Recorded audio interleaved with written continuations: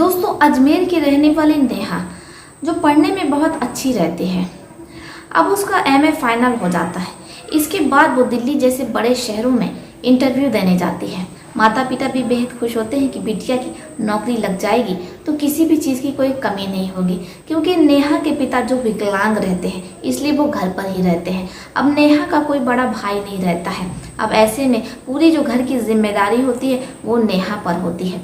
नेहा की कई बहनें होती हैं जो सब कुंवारी होती हैं और दहेज के लिए नेहा को पैसे जुटाने होते हैं, इसलिए नेहा मेहनत से पढ़ती है और अब वो दिल्ली जैसे बड़े शहरों में इंटरव्यू के लिए गई होती है।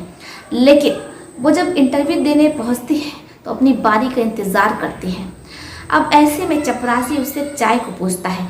नेहा जो चाय की शौकीन रहती है, वो जैसे चाय पीती है तो बेहोश हो जाती है। जब उसकी नींद खुलती है तो वो खुद को बिना कपड़ों का पाती है। अब वो अपने सामने देखती है कि एक 58 वर्षीय बुजुर्ग जो बिल्कुल निवस्त्र है, जिसके शरीर पर कोई कपड़ा नहीं है, वो उसके साथ शारीरिक संबंध बना रहा है और उसके साथ ज़बरदस्ती कर रहा है। नेहा को कुछ समझ में नहीं आता है कि आखिर उसके साथ ये सब क्या हो रहा है। वो तो इंटरव्यू देने गई थी, फिर भला वो यहाँ पर कैसे पहुँच गई है। और बारी बारी से लगभग 10 से 12 लोग नेहा के साथ आते हैं और गंदा काम करते हैं। नेहा के हाथ पैर बंधे होते हैं और नेहा के शरीर पर एक भी कपड़ा नहीं होता है। अब नेहा जो कि भूखी रहती है, प्यासी रहती है, वो खाना मांगती है, पानी मांगती है, तो उसे देने के बजाय वहाँ पर जो लोग रहते हैं वो नेहा के साथ गंदा काम करते हैं, नेहा के साथ बलात्कार करते हैं। अब दोस्तों, आपके भी मन में तरह तरह के सवाल उठ रहे होंगे। आप सोच रहे होंगे भला एक स्टूडेंट जो इंटरव्यू देने जाती है, एक बड़ी कंपनी में देने जाती है, तो फिर वो ऐसी गंदी जगहों पर कैसे पहुंच जाती है। हम आपको पूरी कहानी सुनाएंगे, इस घटना से रूबरू करवाएंगे कि आखिर एक लड़की भला कैसे इन दरिंदों के हाथ लग जाती है और कोठे तक कैसे पहुंच जाती है। इस कहानी से आपको बहुत कुछ सीखने को मिलेगा, लेकिन उससे पहले हम आप लोगों से कुछ कहना चाहते हैं। आदाब, सत श्री अकाल, नमस्कार, स्वागत है आपका मेरे चैनल में। मैं नाजिया अंसारी। मेरा चैनल नया है, अगर आपने अभी तक मेरे चैनल को सब्सक्राइब नहीं किया है तो कर लीजिए। साथ ही कमेंट बॉक्स में आप लोग अपना और अपने शहर का नाम भी लिखिए, ताकि हमें पता चल सके हमारा वीडियो कहाँ से देखा जा रहा है और कहाँ तक पहुँच रहा है। तो चलिए दोस्तों, शुरू करते हैं आज की ये सच्ची कहानी, ये सच्ची घटना। नेहा जो अपने पैरों पर खड़ा होना चाहती थी, अपने परिवार की लाठी बनना चाहती थी, परिवार की जिम्मेदारियां उठाना चाहती थी, इसलिए वो बहुत मेहनत से पढ़ती है। और अब समय था कि वो जॉब करे, पैसे कमाए, इसलिए वो दिल्ली जाती और वहाँ इंटरव्यू देने के लिए एक कंपनी में बैठ जाती है। वहाँ बहुत सी लड़कियाँ रहती हैं, बारी बारी से सभी लड़कियों को बुलाया जाता है। नेहा अपना नंबर आने का इंतज़ार करती है, लेकिन अभी काफ़ी समय होता है, इसलिए नेहा को नींद आने लगती है।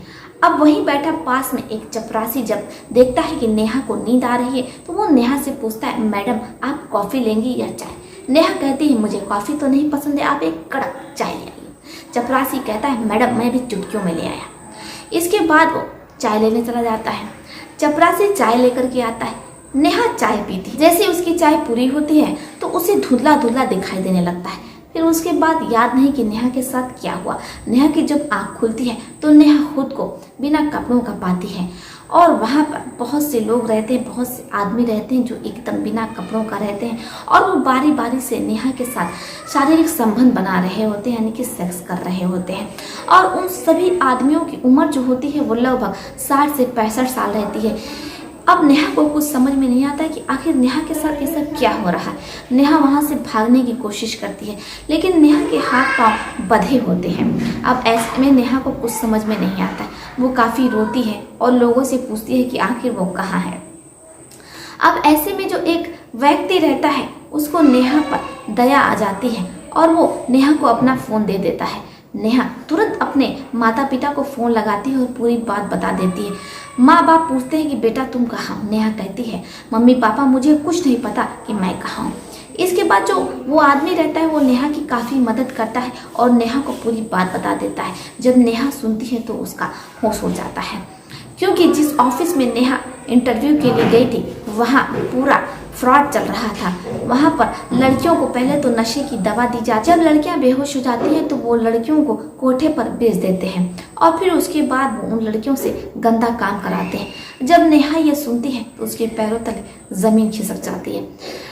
अब वो उस आदमी से हेल्प लेती है और उसके बाद जो पता रहता है वो अपने माँ बाप को बता देती है। इसके बाद नेहा के माँ बाप दिल्ली आते हैं और वहाँ पर वो मुखर्जी नगर थाने में FIR लिखवा देते हैं और वो एड्रेस दे देते हैं। इसके बाद पुलिस वाले उस पते पर पहुँचते हैं और नेहा को सुरक्षित निकाल लेते हैं। लेकिन नेहा बहुत ज़्यादा रोती है क्योंकि अब नेहा की जो इज्जत होती है वो लुट चुकी होती है। अब यहाँ पर दोस्तों सोचने वाली बात यह है कि नेहा के साथ जो हुआ वो बहुत गलत हुआ। नेहा अपने आप को ख़त्म करना चाहती है, अपना जीवन समाप्त करना चाहती है। क्या नेहा को ऐसा करना चाहिए या उसे सब कुछ भुला करके आगे बढ़ना चाहिए? आखिर जो नेहा के साथ हुआ वो गलत हुआ या फिर सही हुआ? आपकी जो भी राय है आप हमें कमेंट बॉक्स में लिख सकते हैं। तो चलिए फिर चलते हैं, मिलते हैं आपसे किसी और सच्ची कहानी में, किसी और सच्ची घटना में। तब तक के लिए आप अपना और अपने परिवार का ध्यान रखिए। आदाब, सत श्री अकाल, नमस्कार।